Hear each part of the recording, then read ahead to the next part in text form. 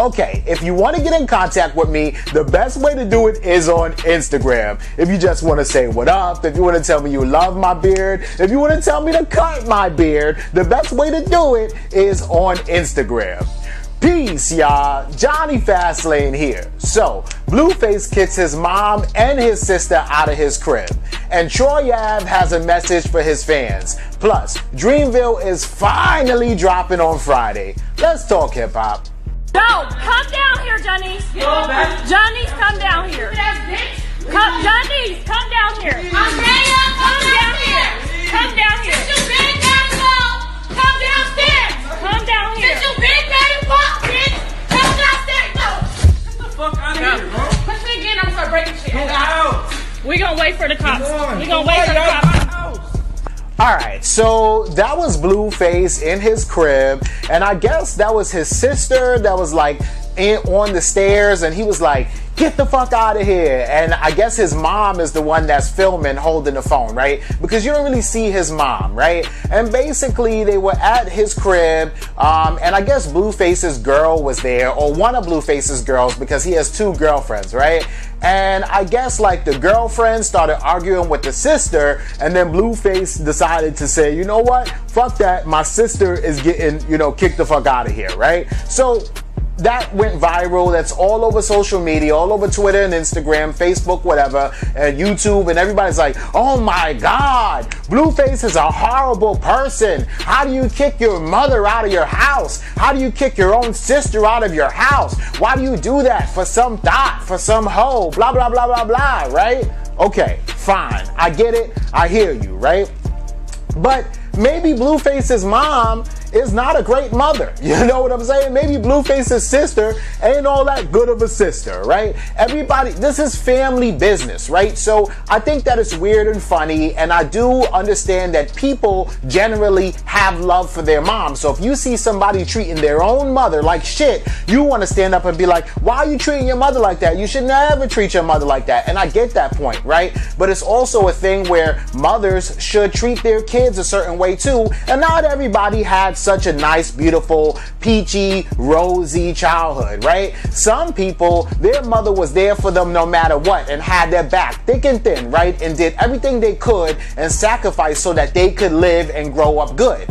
Other people's mothers may have not taken care of the kid and always dropping off the kid at grandma's house and always dropping the kid off at auntie's house, and I'm gonna go shake my ass and I'm gonna go smoke my crack and I don't really care about my kid like that, right? So it's a difference, you know what I'm saying? And I don't understand why people would be on their pedestal and get on social media and be like, oh, Blueface shouldn't treat his mom like that. Blueface shouldn't treat his sister like that. Like, you don't know how Blueface's sister treated him. You don't know how Blueface's mom treated him. And I'm not really here to defend Blueface or anything like that, but unless you grew up in the household with Blueface, you do not know how they treat each other, right?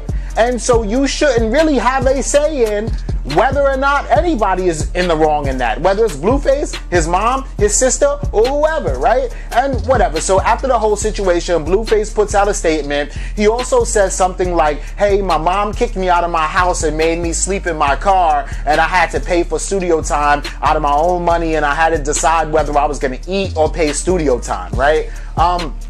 My mom personally never kicked me out of the house, right? My mom would never let me sleep in a car, right? Or my car. So if Blueface's mom let him sleep in his car, well, maybe she's a different type of mom, you feel me? So then if Blueface gets rich and famous and all of a sudden has money, and in the back of his head, he's gonna be like, you gonna regret treating me like shit when I blow up and I get rich.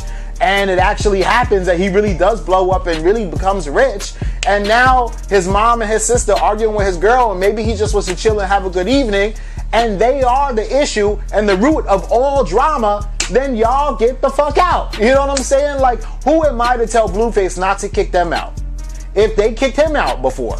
It is true and a fact that Blueface is saying that his mom kicked him out of her house So why wouldn't Blueface do the same thing? I'm not saying that a tit for a tat. I'm not saying an eye for an eye. I'm not saying revenge is cool. I don't think that Blueface is the man for kicking his moms out the crib. You know what I'm saying? All I'm saying is different families deal with each other different ways, right? And we got to be real careful when we talk about family business and how one person should treat other members of their family. That's their family, not my family. I'm going to tell Blueface how to treat my mom. Of course. Blueface kicked my mom out the crib or my sister out the crib, I'm going to be upset. But if Blueface kicks his own mother out the crib or his own sister out the crib, I can't say nothing about it because that's their relationship and the way that they deal with each other. You know what I'm saying? But let me know what y'all think about this in the comments down below. Alright, so Troy Ave releases a statement, right? And I'm not going to read the whole thing because this thing is a huge paragraph, but I'm going to read like the most important parts of the statement, right? And basically, Troy Ave, the very first words in the statement says, read the whole thing. I did read the whole thing, but I'm not reading the whole thing to you. I'm going to paraphrase, and I'm going to sum the whole thing up though, right? So basically he says, I've been low key for a little while, but y'all know the boy has been busy trying to get all these residual incomes and businesses situated to run on autopilot just in case I got to go to prison. I don't want to be screwed and place the burden on my family and my friends. That's not what men do, right? Then he says, I'll never have my kids struggling financially or trying to ask or call or beg the next man or borrow from the next man for my responsibilities, right? He says, I'm trying to run this little independent thing for ourselves effectively, but it's hard to do it when he's trying to be real and rich. And I'm not going to read it anymore. Basically, he says that when you want to be real in the hip-hop game and if you want to be rich in the hip-hop game, it's hard to be both at the same time. You probably can only choose one. If you want to be rich, then you are not going to be real to yourself. And if you want to be real to yourself, then guess what? That's not the money route, right? Then he also says that basically he has a lot of great music that he's been putting out and producing and coming out with, but he feels like he's been blackballed in the industry, which I believe and concur. That nigga definitely has been blackballed, but he feels like he's been blackballed in the industry, and he feels like when he comes out with all this great music, it's a little discouraging because his core fan base hears the music, but not the masses, right? And then he basically just says that he appreciates everybody, he appreciates the love, and he wants to, his real core fan base to tell their friends, tell their family, tell their aunt, tell their uncle. He's like, do what you can do for me. Straight up, send them a link to my music. Send them a link to my YouTube. Subscribe to my YouTube is what he actually really did say. Like, send my shit out. Like, if you are really a warrior for Troy Ave, you'll let motherfuckers know about me, right? And here we are, right? Troy Ave from Brooklyn, just like I'm from Brooklyn, I'm letting niggas know about him, right? But y'all know about Troy Ave already, right? So basically, here's the situation, right? Troy Ave has been low-key lately, right? And the whole thing is that back in 2016, right, 3 years ago in May, and I was there actually, but I'm not going to tell you guys all the details that happened because this is still an open case, but what I will tell you is what's public information, right? So I was there that night, Troy Ave, right? There was a T.I. concert in New York, and T.I. was supposed to come out on stage, but he was going to bring a few New York rappers out on stage with him, you know, during like different songs and stuff, because that's what rappers usually do. Plus, if T.I. is from Atlanta and he's in New York, you better show love to the New York niggas so that you can always come back to New York, right? Plus, T.I. is connected in the hood in New York anyway, right? I'm not saying that he ain't, right? So anyway, T.I.'s got his concert going on. Everybody's backstage. He's back there chilling, getting ready to come out on stage, right? And a bunch of New York niggas are backstage too, right? There's like Uncle Murder back there. There's like Tax Tone is back there. Troy Ave, Mano, just like a bunch of hood ass New York niggas, right? And it's a small place. It's Irving Plaza. And anyway, Troy Ave has his bodyguard there with him too, right? And Troy Ave had beef with another dude, right? And we all know who the dude is, but I ain't finna be naming names, all right? So Troy Ave had beef with another dude, right? Now, Troy Ave is the type of person that his personality used to be a little bit you know, off-putting a little bit. I'm not gonna hold you, right? Troy Ave used to kind of seem like a kind of like a braggadocious, like kind of like asshole a little bit, right? He had beef with Joey Badass. He used to make fun of Joey Badass, calling him a weirdo just because Joey Badass was a little bit eclectic, you know. Made fun of Capital Steez for killing himself. And Troy Ave is like a dope boy. Troy Ave is from Crown Heights, and I live in Crown Heights, you know what I'm saying? I'm filming this video right here in Crown Heights right now, you know what I'm saying? So, you feel me? So, you know, Troy Ave basically is a hood nigga, drug dealer, nigga that's on the corner. I know a lot of niggas like Troy Ave, cocky, asshole, don't really ask anybody for anything, and a lot of people don't like that shit. A lot of people feel like that's off-putting, right? Including like gangsters in the hood.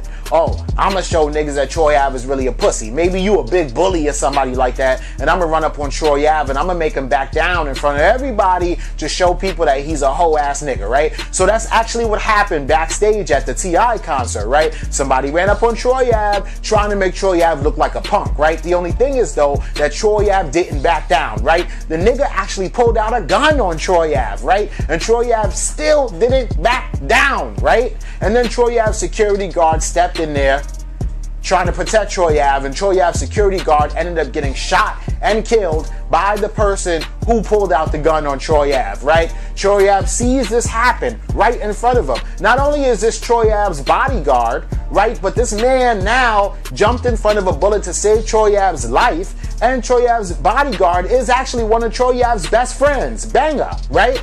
So then the dude that pulled out the gun and actually shot Troy Ave's bodyguard ends up, you know, dropping the gun somehow. Maybe Troy Ave started wrestling with him. Maybe Troy Ave started tussling and fighting with him, right? Maybe Troy Ave felt like, oh my God, he just shot my friend right in front of me, so I know I'm dead. I know I'm next because this nigga ain't scared to pull a trigger or nothing. And I just seen a nigga get shot right here. Troy Ave ends up getting the gun away from the nigga, right? Ends up shooting at the guy in self-defense. Bang, bang, bang. The nigga runs, right? Troy Ave has the gun on him still, runs out the back door of the venue, hops in his vehicle. Troy Ave stashes the gun in his car, even though it's not his gun. Pulls up to the hospital.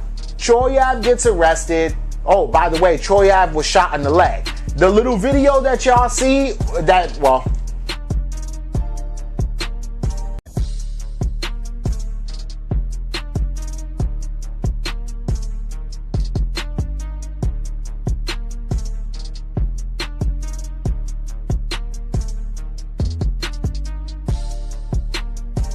that little video that y'all see, Troy Ave was actually had the gun and was shooting back at the nigga that was shooting at him, right? The nigga that shot him and shot Banger, right? Because Troy Ave got shot during this whole situation, right?